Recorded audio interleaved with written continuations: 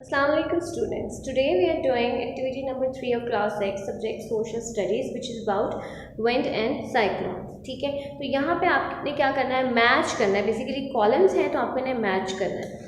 अब यहाँ पे ये ड्राइंग दी हुई है और इनके नेम्स मेंशन है और ये इनकी थोड़ी सी डिस्क्रिप्शन दी हुई है. जैसे फर्स्ट ऑफ ऑल है हमारे पास a storm that forms over the ocean with high wind, rain, thunder and lightning. तो ये इनमें से क्या है? ठीक है, तो ये बेसिकली एक ऐसा स्टॉर्म जो बहुत ज़्यादा ओशंस की तरफ से आए, उसमें हाई विंड्स हो, रेन हो और बहुत ज़्यादा लाइटनिंग भी हो. ठीक है, तो वो हमारे पास होता है साइक्लोन्स. ठीक है, and the next one is violent swirling wind shape like a funnel. ठीक है, वो हमारे पास है हरिकेन. उसकी ये इसको हरिकेन जो है हमारे पास होता है is a very strong and big storm that forms over warm ocean water. ठीक है, ऐसे ही नेक्स्ट है हमारे पास अ हैवी स्नो स्टॉर्म. ठीक है, स्नो स्टॉर्म, बर्फानी तूफान जिसे कहते हैं, तो ये हमारे पास होता है ब्लिजर्ड. फिर आ जाता है अ storm with lightning and thunder. तो वो लाइटनिंग और थंडर होता है तो वो हमारे पास सिंपली थंडर स्टॉर्म होता है. And the next one is a long period of dry heat. यानी कि ड्राई हीट का मतलब है कि गर्म हवा तो चलती है, रेनफॉल नहीं होती, तो वो हमारे पास ड्रॉड होता है. ठीक है, and the number 6 is a great flow of water that rises and spread over land. ठीक है, यानी कि फ्लो ऑफ वाटर है तो लैंड पे स्प्रेड करता है तो वो ऑफ कोर्स वो हमारे पास क्या होता है, फ्लड.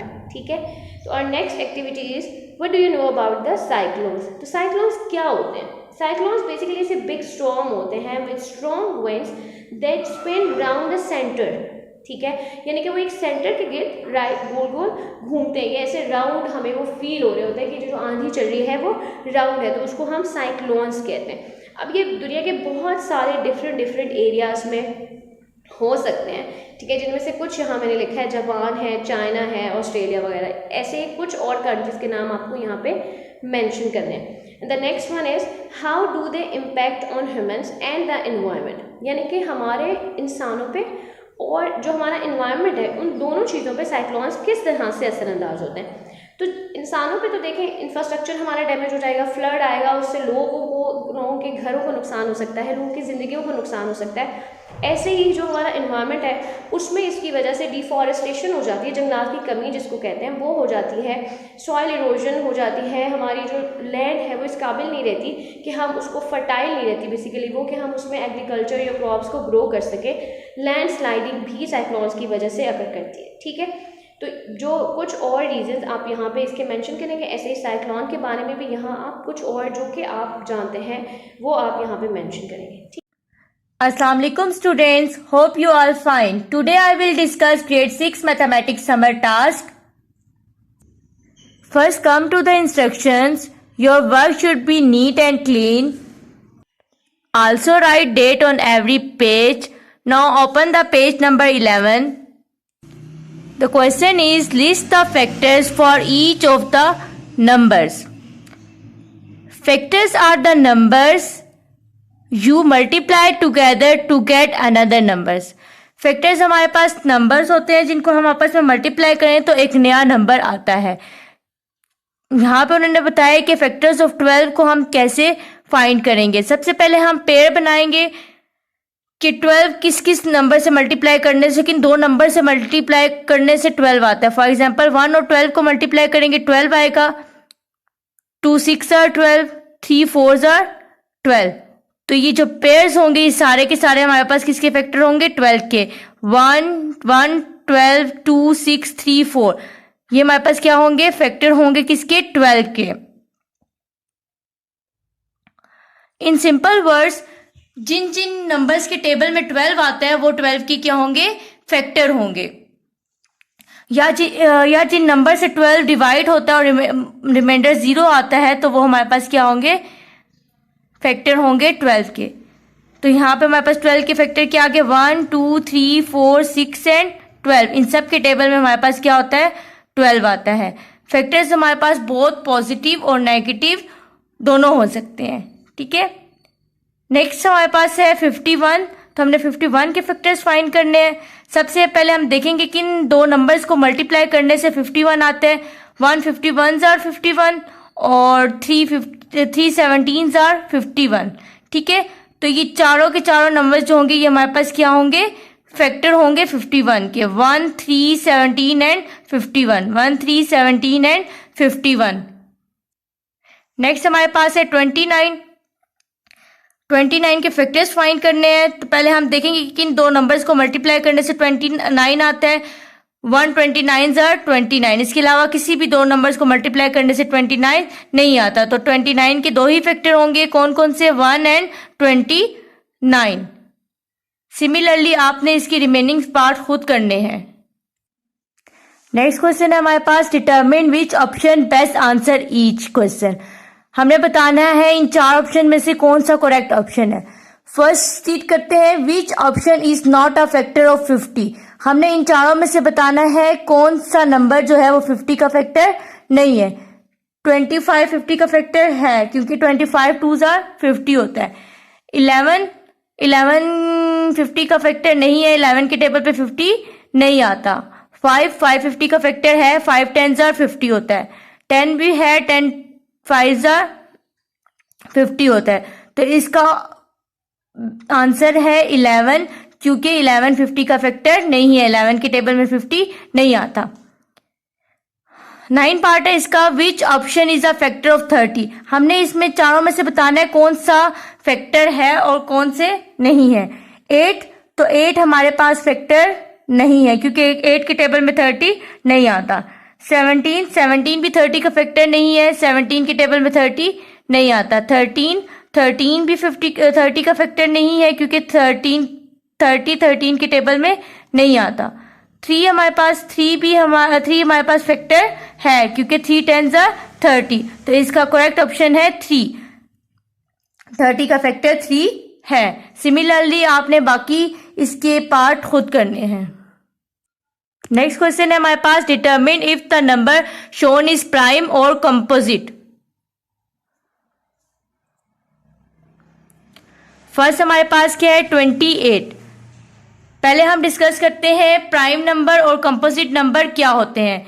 प्राइम नंबर वो होते हैं जिसके सिर्फ और सिर्फ हमारे पास 2 फैक्टर्स होते हैं, और कंपोजिट नंबर वो होते हैं जिसके मोर देन 2 फैक्टर्स होते हैं। तो फर्स्ट हमारे पास है 28। हम 28 के फैक्टर देख लेते हैं कौन कौन से होते हैं। 28 के फैक्टर होते हैं 1 2 4 7 14 एंड 28। ठीक है, तो ये मोर देन 2 फैक्टर्स है, तो इसलिए 28 क्या है, कंपोजिट नंबर है। 71 हमारे पास 71 के फैक्टर्स कौन कौन से होते हैं, 1 एंड 17, ओनली 2 फैक्टर्स होते हैं, तो इसलिए हमारे पास ये क्या है, प्राइम नंबर। प्राइम नंबर जिसके 2 फैक्टर होते हैं, और कंपोजिट नंबर जिसके मोर देन 2 फैक्टर्स होते हैं। नेक्स्ट क्वेश्चन है हमारे पास, the HCF and LCM of 2 numbers are 8 and 504 respectively.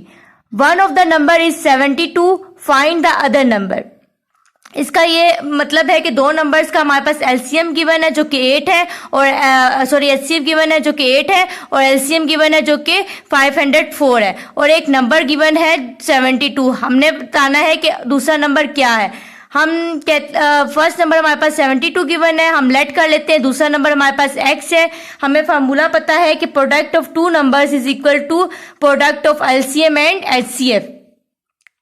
2 numbers का प्रोडक्ट क्या होगा, फर्स्ट नंबर 72 है, दूसरा हमने लेट किया x, 72 इंटू एक्स, यानी 72 मल्टीप्लाई बाय x, और LCM हमारे पास और HCF का प्रोडक्ट क्या होगा, 8 मल्टीप्लाई बाय 504। 8 को जब 504 से मल्टीप्लाई करेंगे हमारे पास आएगा 4032।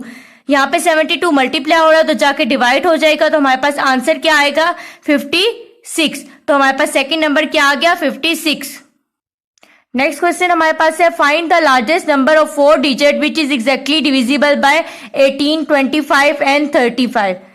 हमने लार्जेस्ट 4 डिजिट नंबर फाइंड करना है जो कि इन तीनों नंबर से यानी 18, 25 और 35 से डिवाइड हो जाए। तो इसका हमने LCM फाइंड करना है। LCM फाइंड करने के लिए हम क्या करते हैं, इसकी प्राइम फैक्टराइजेशन करते हैं, तीनों नंबर्स को लिखते हैं।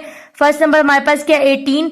हम देखते हैं 18 की प्राइम नंबर के टेबल में आता है, 2 के टेबल में आता है, 2 9s are 18। के 25 2 के टेबल में आता है नहीं, तो इसको एज इट इज लिखेंगे। 35 भी 2 के टेबल में नहीं आता, इसको एज इट इज लिखेंगे। अब हमारे पास फर्स्ट नंबर क्या है, 9। अब 9 2 के टेबल में नहीं आता, 3 के टेबल में आता है, तो 3 3s are 9। 25 और 35 3 के टेबल में नहीं आता, तो ये एज इट इज हम नीचे लिख लेंगे। नेक्स्ट हमारे पास 3 है, 3 1s are 3 होता है, 25 और 35 3 के टेबल में नहीं आता, तो ये एज इट इज लिख लेंगे। अब यहाँ पे ये 1 आ गया। अब सेकंड नंबर देखेंगे, सेकंड नंबर जो है वो ना 2 के टेबल में आता है 25, ना 3 के टेबल में आता है, ये 5 के टेबल में आता है। 5 5s are 25 और 35 5 के टेबल में आता है। 5 7s are 35। 1 as it is लिख लेंगे। 5 1s are 5, 7 5 के टेबल में नहीं आता, एज इट इज लिख लेंगे। 1 1 एज इट इज लिखेंगे। 7 1s are 7। अब ये जो हमारे पास नंबर्स आए हैं इनको मल्टीप्लाई करेंगे तो ये हमारे पास क्या आ जाएगा, एलसीएम। इन सब नंबर्स को जब मल्टीप्लाई करें हमारे पास आता है 3150। तो ये हमारे पास क्या है, लार्जेस्ट नंबर जो कि 18 25 और 35 से डिवाइड होगा। नेक्स्ट क्वेश्चन हमारे पास है the product of two positive number is 15,876। One of the number is 9 times the other, find the number. दो नंबर का प्रोडक्ट गिवन है और दोनों नंबर्स के दरमियान कंडीशन गिवन है कि एक नंबर दूसरे नंबर के 9 टाइम्स है। तो हम लेट कर लेंगे नंबर क्या है x, अदर नंबर क्या है 9 टाइम्स, तो वो क्या हो जाएगा 9x। दोनों नंबर्स का प्रोडक्ट आ जाएगा x मल्टीप्लाई बाय 9x और इनका प्रोडक्ट हमें पता है किसके इक्वल है, 15,876 के इक्वल है। तो हम ये लिख लेंगे। अब 9x को x से मल्टीप्लाई करेंगे 9x स्क्वायर आएगा। x को x से मल्टीप्लाई करते हैं तो हमारे पास x स्क्वायर होता है। बेसिस सेम हो तो पावर ऐड हो रही है, लाइक टर्म्स है x x, तो इनकी जिसकी कोई पावर नहीं होती इसकी पावर 1 होती है। तो जब मल्टीप्लाई करेंगे तो इनकी पावर ऐड हो जाएंगी, 1 + 1 2 आ जाएगा यहाँ पे। इसलिए हमारे पास यहाँ पे 9x स्क्वायर आया। 9 यहाँ पे मल्टीप्लाई हो रहा है तो जाके डिवाइड हो जाएगा, हमारे पास आंसर आएगा 17,064। हमने एक नंबर फाइंड करना था तो यहाँ पे हम स्क्वायर रूट बोथ साइड ले लेंगे तो हमारे पास x की वैल्यू क्या आएगी, 42। ये हमारे पास एक नंबर आ गया। दूसरा नंबर क्या था हमारे पास 9x, तो 42 को 9 से मल्टीप्लाई करेंगे तो 378 हमारे पास सेकंड नंबर आ जाएगा। स्क्वायर रूट फाइंड करने का तरीका मैं अपनी अगली वीडियो में आपसे शेयर करूंगी। Today's task is complete. The message of the day is your future journey will be designed based on the path you choose today.